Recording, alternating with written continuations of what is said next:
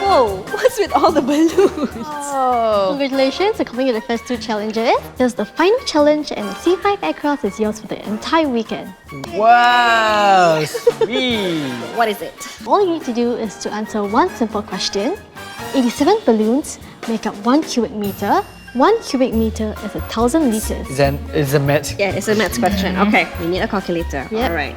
And the C5 Aircross has a boot space of 1,630 liters. So how many balloons do you think can fit in the C5 Aircross?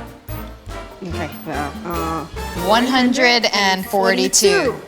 Let's find out. Okay. Let's go. It's a good sign.